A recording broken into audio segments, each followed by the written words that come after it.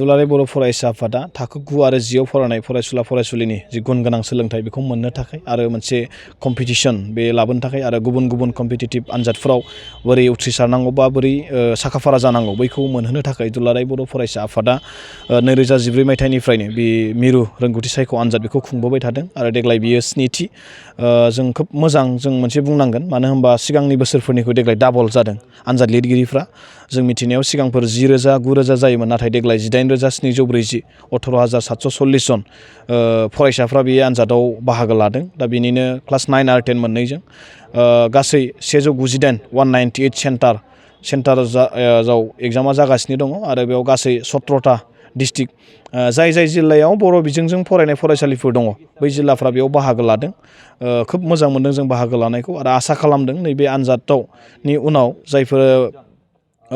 selection जागोन एबा जायफोरा आनजादाव जिरायदों बिथांमोना फैबाय थानाय आनजादफोरनि थाखाय एडभान्स मोनसे प्रिपारेसन साखाफारा जानो थाखाय मोनसे खाबु मोनदों बेनिखायनो जोङो बिथांमोननि थुलुंगाखां हिसाबै बिथांमोननि थुलुंगाखांनाय मोनहोनो थाखाय नैबे आनजादनिफ्राय जों साथाम टप 3 जों सायख'गोन क्लास 9 निफ्राय आरो 10 निफ्राय दा जों गिबि बान्था हिसाबै जोङो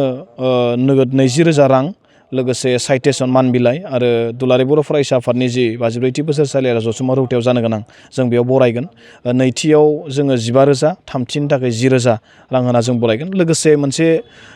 जों होबावदों जाय फरायसाफ्रा 85 जौखोन्दोनि गोजौआव मोनगोन बै फरायसाफोरनि थाखाय खनसेनि थाखाय वान टाइम स्कलारशिप 2,000 करि जों बिथांमोननोबो होगोन सेलेक्सनाव जाफैनो हायाबाबो जों नैबेखौ होनो थाखाय जों साखाफारा जानानै दं मोनबेसे आयदाखौ लानानै बेयो गासै 4 आयदानि सायाव जागोन थाखो 9 आरो 10 आव फरायनाय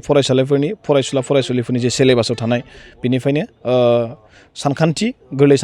गोरलै बिगियान आरो इंलिस लोगोसे सरासनस्रा गियान एबा जिके बे 4 आयदानि सायाव गासै 50 नाम्बारनि गासै 200 नाम्बारनि जागोन आनजादा 200 नाम्बारनि जादों आरो बे आनजादा दायो मोजाङैनो जानानै दङ दासिम जों खबर लाजोब्बाय गासैबो सेन्टाराव मोजाङैनो मोजां आनजादा सोलिगासिनो दङ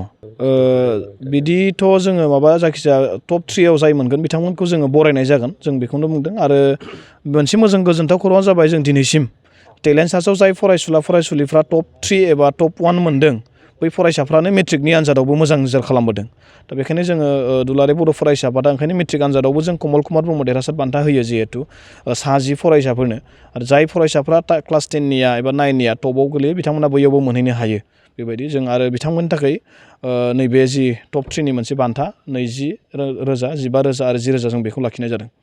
टप 10 जोंनिया बर'फोरनि गेजेराव टप 10 कमल कुमार ब्रह्म देरहासार बान्था होयो बेखौथ' जों बरायबाय थायो फैगोन समावबो जों बरायगोन बेखौ जों बरायखायो बे थांगोन जोङो बायदि आरो जाय आसामनि टप 10 आव जाय गाखोनो हायो सिगांनि समाव जों 50,000 होयोमोन नाथाय बेखौ जोंनि मानव गेदेर आफादगिरि बिथाङा बिथांनि दैदेननायाव बिथाङा देग्लाय बेखौ 1 लाख रां बिथाङा फोसावदों दासिम जों दुलाराय बर' फरायसाफोरनिफ्राय जाय फरायसाफ्रा आसामनि टप 10 आव मोननो हागोन बिथांनो 1 लाख रां दुलाराय बर' फरायसाफोरनो होनाय जागोन